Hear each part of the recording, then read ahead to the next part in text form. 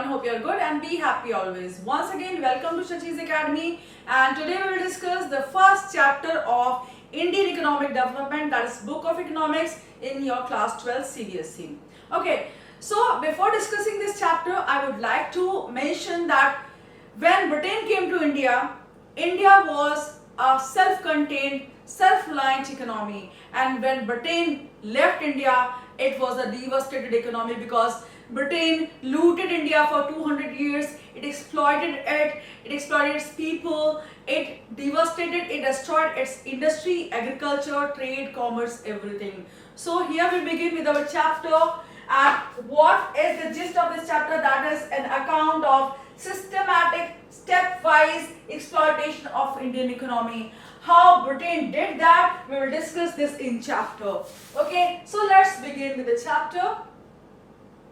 We will study some of the very staggering facts in this chapter, how Britain looted India and systematically destroyed its industry, its trade and commerce and agriculture as well. So highlights of the chapter are why British wanted to colonize India.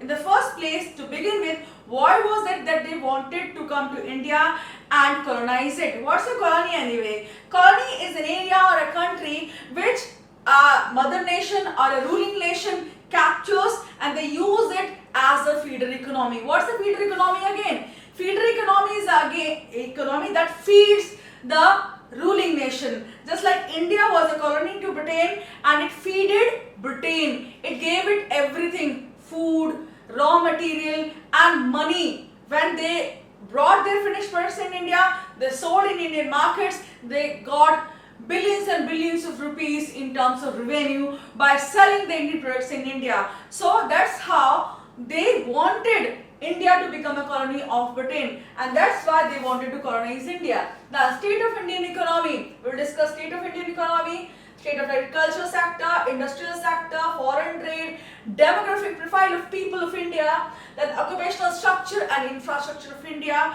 What were the positive points of British rule in India, that we all will discuss in this chapter. So, number one, why British wanted to colonize India? Number one, as I mentioned, to find a feeder economy for its industrial revolution that would supply free raw material for its industries and market to sell their products for coming centuries. So there was no intention of Britishers to leave India even after 200-300 centuries, but eventually we gained independence through revolutionaries and people who sacrificed their lives to gain independence. So that was their plan, that they will colonize India and make it a feeder economy to have the ruling nation, that is of Britain, and they will keep on ruling this nation and looting it through and through. So then India was called a golden bird due to its resources. So India is a subcontinent, it has varied type of resources, it has everything in India. We can produce anything in India, the soil is so rich, we have minerals, we have every type of resource still in India. After 200 years of looting India and thereafter after 75 years of independence, our resources have intact and we can use it for development. So they wanted our resources, and at that time India was known as a golden bird in the whole world. So they wanted to colonize India for that. The continuous source of raw material. See, what happened in your 18th century, there was industrial revolution going on in Britain. They built so many huge factories, industries and firms, etc. And in those factories they were churning out finished products. But to produce finished products, we need raw material. So England or Britain, that we call it, needed a rich source of raw material. And what could have been better than India? So they wanted to capture India for the sake of gaining raw material for their industries and to develop their industries to produce finished goods to sell in Indian markets. Then continuous, that's finished. That here large amounts of Indian tea, rubber, minerals and ore, silk, etc. was sent to England for its industrial revolution. So India feeded its industrial revolution as well. The market for finished products. So they were producing continuously, day in and day out, they were producing finished goods. But where to sell them? They need markets to sell them. It is still happening. India is being targeted for its huge markets, and it happened there at that time also that Britain targeted India for its huge markets, because here it's a vast continent, it's a vast country. It was known as subcontinent, still it's known as subcontinent, Indian subcontinent, and we have huge markets. We have people who like finished products, they like to purchase, they go like to go for shopping, and they spend. They are spendthrift people. Whatever they earn, they try to spend it on something or the other. So they wanted to sell their finished products in Indian markets, and that too out of any restraint.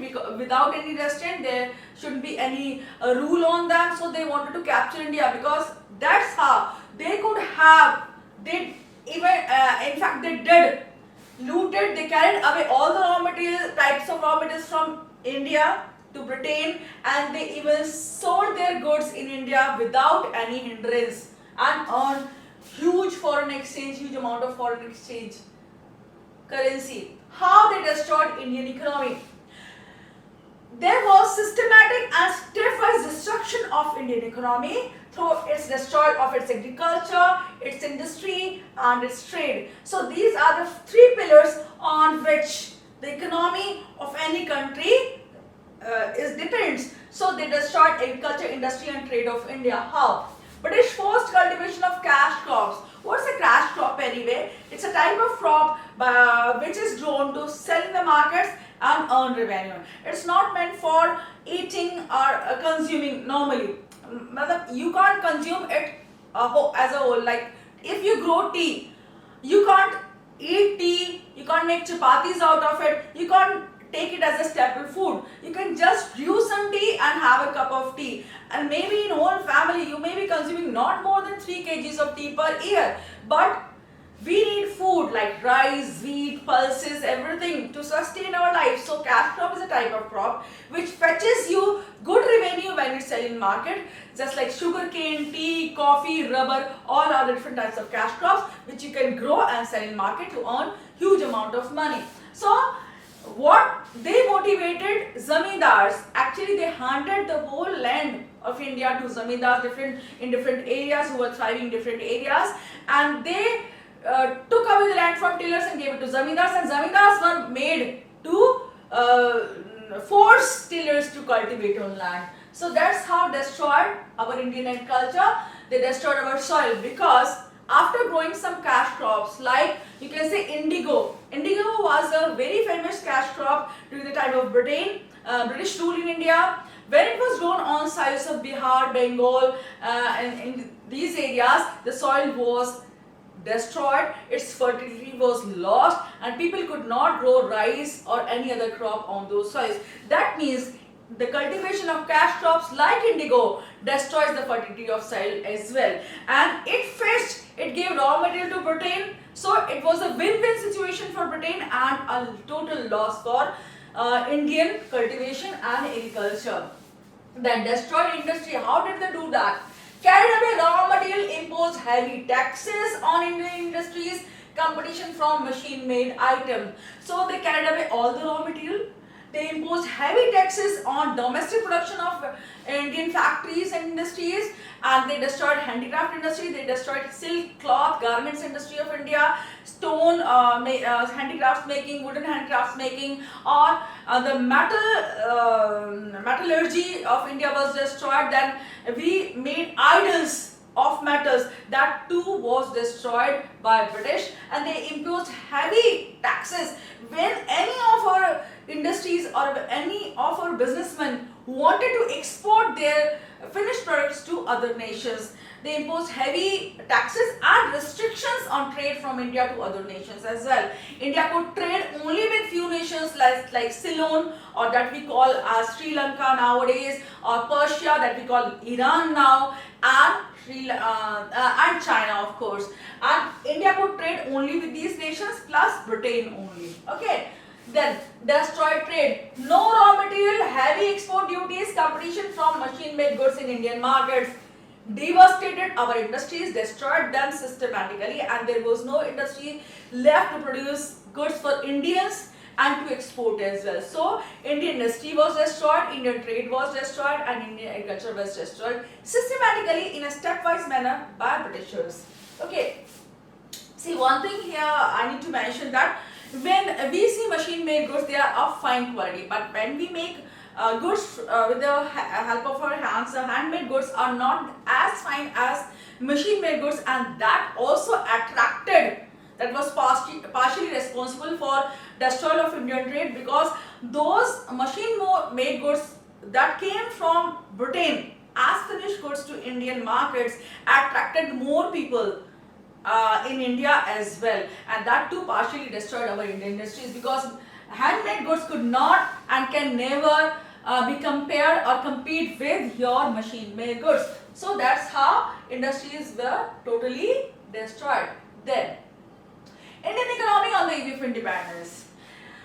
Before British rule, what was the condition of India, we will discuss, and after British rule, when they were leaving India, what was the condition? We will compare the two conditions. Here, first of all, before the British rule, India was a self-contained, self-reliant economy. It was independent economy. It was not dependent on trade from other nations. It did not have to import anything from other nations. It had huge amount of money. In fact, it was the fourth largest economy of the world before British advent in India, before Britishers just stepped on Indian land. So what was that? India was self-contained rural economy. It was of course a rural economy. There were no big cities, but of course it was a self-contained economy. It was self-satisfied and self-reliant economy. It produced its food, cloth, spices, raw materials, other industrial items, and everything was produced in India. Then cultivators were owners of the land. Land did not belong to zamindars or kings. Land belonged to tillers or the farmers. They used to cultivate their land. They used to grow crops and pay the fixed amount of tax to their kings or whosoever the ruler was. It was quite a good system of paying taxation, and farmers were the owners of land. They could just invest on their land for the betterment of fertility. They could look after their land, and they owned their land. Okay, they had their land which they cultivated. Industry was well developed and famous. Indian industries and Indian industrial products, finished products, were famous throughout the world. As I mentioned, India was the fourth largest economy in the world, and its trade thrived throughout the world. Every nation wanted to trade with India. Its spices were famous, its silk was famous, its cotton was famous, and handicrafts were hugely famous. It were tremendously famous with people, and people wanted to purchase them throughout the world. India exported silk, handicrafts, textiles, idols. Idols means just like the idols of gods and goddesses and other artifacts. Spices to different nations. Still, Indian spices are famous. Indian food is just making ripples throughout the world. Everyone is now going gaga over Indian food, and they are praising it like hell. Okay, then India was famous for exports. Indian handicrafts, silk, cotton, textiles, metal works, stone works were very famous throughout the world. So India was a very developed economy, you can say. It was a self-reliant economy. It was a vibrant and rich economy before British came to India. When British came to India on the eve of independence, during British rule, what was the condition now? It was totally devastated. You can see the main points are, during that time, stagnant and backward economy. Indian economy became stagnant. There was no growth. Stagnant means there is no growth, very little or no growth. India was not developing at all. It was not growing anything. In fact, agriculture was destroyed, trade was destroyed, people became illiterate. They could not get good amount of food as well, and they could not get meals, proper meals. Their children could not go to school. They could not get good education, etc. And stagnant and backward economy was there. Then agrarian economy, basically its industries were devastated, they were destroyed. So people were just cultivating on land. They were just tillers, or they were just the tenants who were working on lands and getting mere some food only for their whatever hard work they used to do. Then bleak industrialization, they were in fact enslaved. Farmers were enslaved, and they did not have any say on the rights of land. while cultivating their land also they don't have say which type of crop they have to grow, they want to grow. Just like they were forced to grow indigo in Bihar and Bengal, and to oppose that the farmers of Bihar and Bengal, farmers of Bihar started Neel Andolan, and in Bengal they started Neel Vidroh, because they did not want to cultivate Neel or indigo that we say that is used in industrial dyes, because after cultivating that Neel the soil lost its all fertility. Then heavy imports. We used to import our food. Why? Because we were cultivating cash crops, and cash crops cannot be had as staple crops. They can't serve as a food. So we used to import food from Britain. Our food crops like rice, wheat, etc. were all imported from Britain. That means our economy was totally destroyed, and we could not even produce our food. Then lack of urbanization. No big cities were developed during British rule. What they all did was just to build few buildings and certain areas which were needed to support their administrative purposes or to support Great Britain in its efficient ruling. Nothing else. They did not build any cities. Semi-feudal economy. India entered dark ages and its economy became semi-feudal. Only farmers were enslaved, and they were working and did not get anything in return. Then state of agriculture sector. Again we are continuing with that. Low productivity and production. Productivity just declined below pathetic limits. The productivity was very low, fertility was low, that means productivity had to be low. The lack of means, money with farmers, and high taxes by British led to low production and productivity in culture. What happened? See, Britishers enslaved farmers, they gave all the land to zamindars, no money was left with people. Farmers did not have any say in cultivation, they did not have any say in ownership rights, they did not have money to put some fertilizers, insecticides or pesticides to increase productivity of agriculture. So they were totally destroyed, and that's how low productivity and production was very low in farming.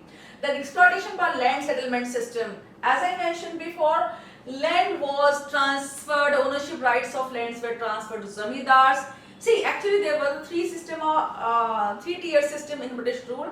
On the first tier there was the ruling government of Britain.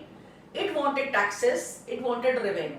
So what it did, it transferred the ownership rights to zamindars, gave all the land to zamindars, and zamindars were responsible for getting the land cultivated, especially the cash crops, and they were responsible for collection of taxes from farmers.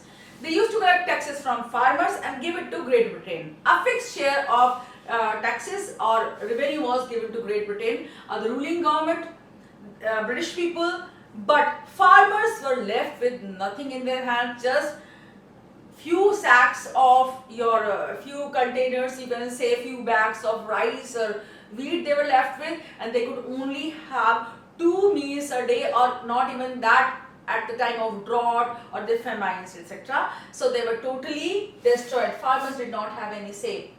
Exploitation happened. They were totally exploited, and zamindars used to exploit them, they used to mistreat them, they used to force them to grow cash crops and beat them literally. Then commercialization of agriculture. Farmers were forced to grow cash crops. See, commercialization means that growing crops just for selling them and not for consuming them, right? See, we can consume rice and wheat, but we can't consume, as I mentioned, tea and coffee, and they were just meant to sell them and earn revenue for British government. Then, state of agriculture sector. Again, there are other points also. Lack of investment in agricultural infrastructure. See, as I told you that there was no money left with farmers to invest, and zamindars were not interested to invest. And while the British government would invest, why? Because they were just the rulers. They were using Indian economy or the lands of India just to earn revenue, just to get raw material and exploit it. So why would they be interested in investing in that? And in that whole triangle of exploitation, Indian lands were left mistreated, you can say. They were exploited and nothing was added to them in terms of fertilizers, insecticides or pesticides, and they just looted them. And zamindars never interested in fertility of land, and it could not be restored by farmers due to lack of money. No say of tillers. Tillers were not given any inheritance rights. They were not given any rights to the lands, and that's why they were only the enslaved people. They just used to work on land, and they were just given few bags of rice. They were left with few bags of rice to just to consume and work on land. They had very they had very less amount of income, you can say. Small land holdings. Land was fragmented. Farmers used to cultivate on very small pieces of land, and that's why the cultivation of land became uneconomical. That means they could not grow their crops nicely on very small pieces of land. How can you grow crops and sell them in markets and earn good revenue and pay taxes and then again get exploited? So that was the condition of small farmers and due to small land holdings, and nothing was done to restore the farms of big sizes. State of industrial sector. Okay, how industries were systematically destroyed by British. Systematic deindustrialization. What does it mean? That making India devoid of any industrialization, and it was just done by destroying all its factories, firms and industries from India, destroying its trade of artifacts, its handicrafts, silk, cotton, etc. And everything came from Britain, and we just used to spend our money and consume those products, finished products, which were exported to India from Britain or imported in India from Britain. To take away raw materials. So stepwise destroying of Indian industries, cotton, silk, textiles, metal products, handicrafts took place. Spices also were destroyed. Industry was spices. Then to take away raw materials so that they can produce more and more goods in Britain. They were developing their own industries and destroying Indian industries. And that's how they were exporting all the raw materials to Britain. To leave no raw material in India so that Indian industries cannot produce. They were leaving no raw material in India. That's how Indian industries could not produce, and whatever they produced also was not liked by Indian people. Why? Because machine-made goods can never compete with handicrafts can never compete, or handmade goods can never compete with machine-made goods that were coming in from Britain into Indian markets, and that's why even Indian people were attracted towards British goods. To increase sell more and more British goods in Indian markets and make Indians dependent on British goods so that they get more money and send it to England. So in England, or the Britishers were earning more and more revenue by selling their own finished goods in India. People were getting dependent on British goods, and they were buying more and more British goods and consuming them. And that's how they were not buying the Indian goods, they were just buying British goods and destroying Indian industries or their own industries as well. Even people were responsible, our people were also responsible indirectly in destroyal of our Indian industries. Then, state of industrial sector, again in continuation we have tariff-free export of raw materials to England. So whatever raw materials were exported to England, they were tariff-free. No taxes were imposed on export of raw materials to Britain. Then again, you can see tariff-free import of British goods in India. So then whatever goods were produced with those raw materials which were exported to Britain, they too were imported in India without any taxes. That's why they were having dual benefits. It was a win-win situation for British people. But Indian industries had to pay heavy taxes to export their products to Britain or to other nations. Why? Because they were in a systematic manner destroying our industries, and they imposed heavy taxes on Indian industrial products. And due to that, our exporters or businessmen could not export to other nations, and they could not increase their trade in commerce.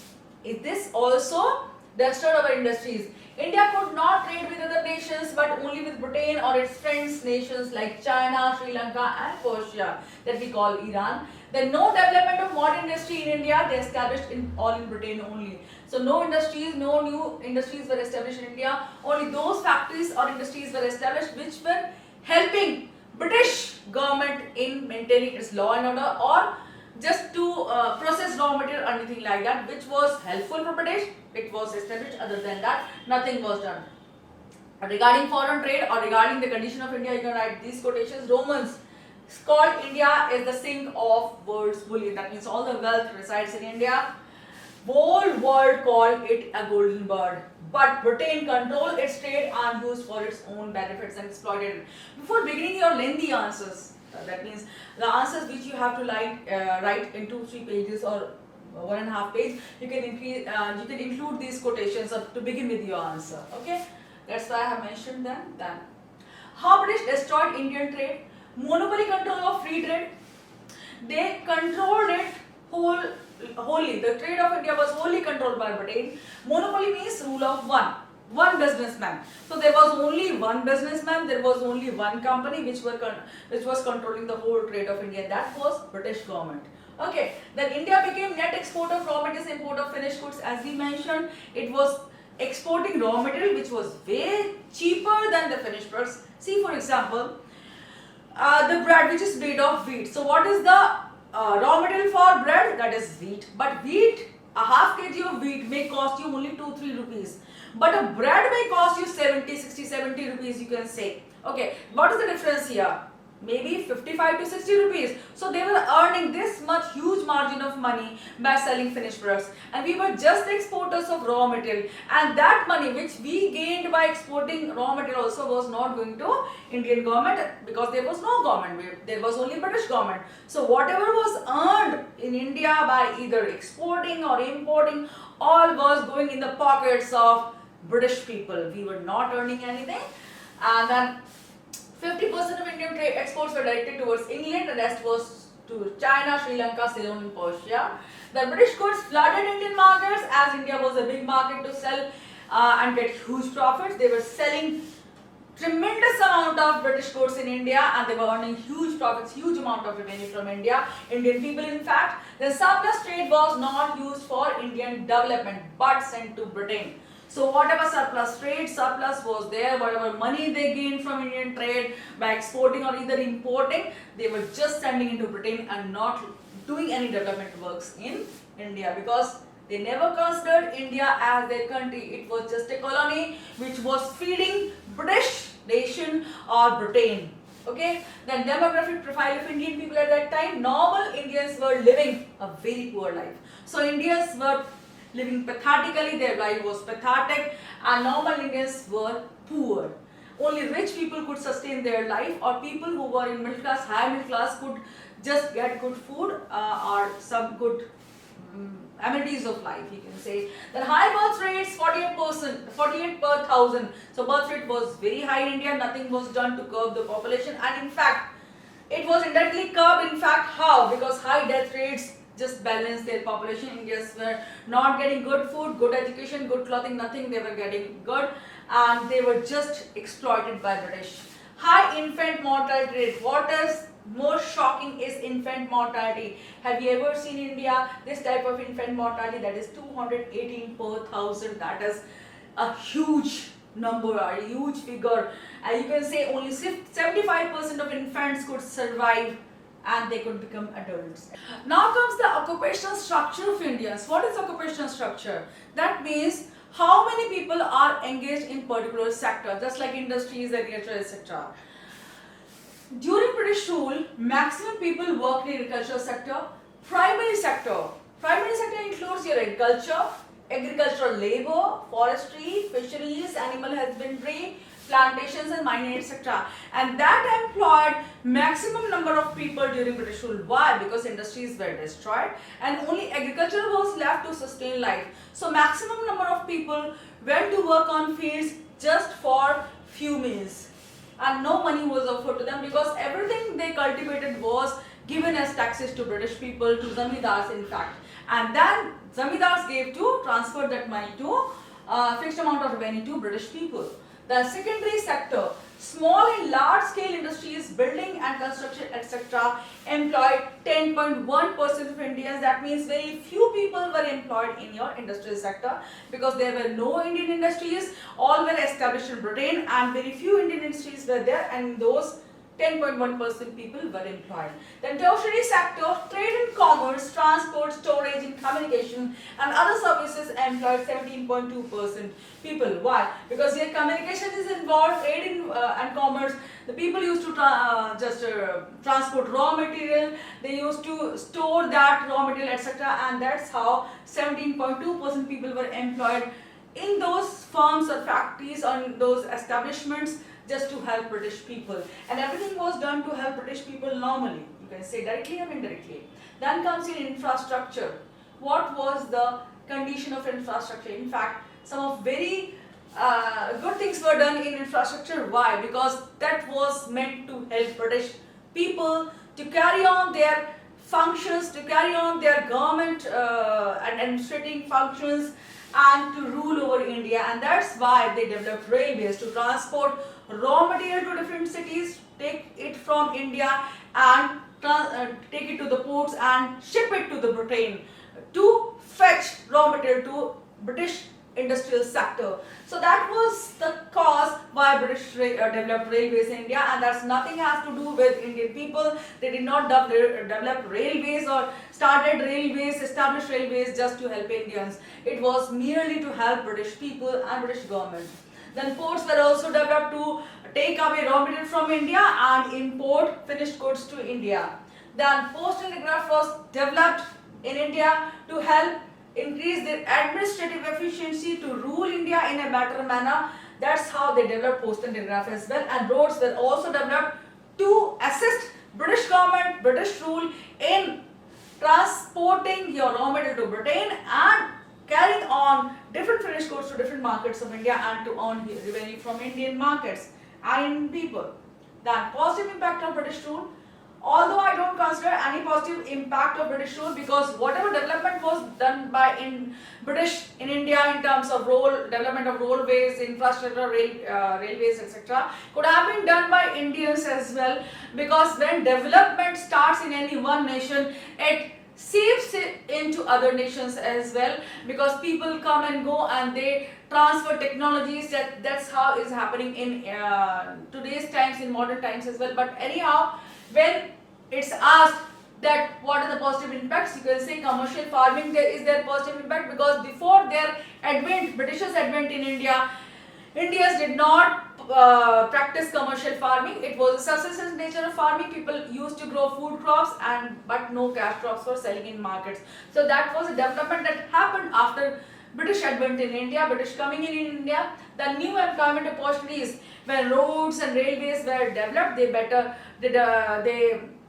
developed better connectivity throughout Indian cities and throughout Indian areas, different areas of India, regions of India, and that's how people could move from one place to another and get employment in different sectors and industries. Then whatever industries were left and were developed by British in India, in fact not developed, I can say, they were the things which were established in India to help British people only. Then monetary system.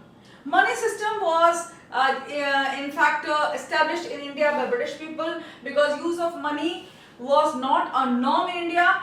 It practiced barter economy in many regions of India, and after advent of British, we had money system in India. Then efficient system of administration.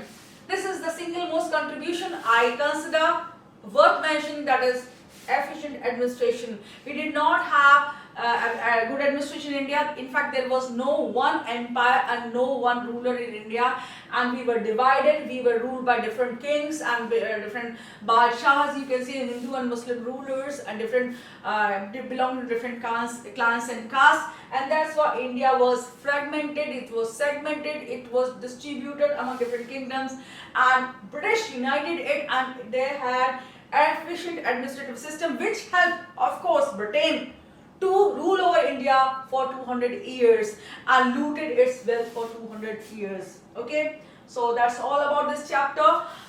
If you have any confusions, you can send in comments. We will be more than happy to answer them. And secondly, this chapter is quite important, but it has 2-3 simple points to remember. That Britishers exploited India, they destroyed its agriculture, trade and commerce, and what are the positive impact? That is the railways, roads, post and crafts, and your monetary system in India. That's the few points you need to remember, and you can answer all the questions. Rest has been given in your slides, and you can always refer to them. Thank you so much. Take care. God bless you, and study hard, of course. Thank you.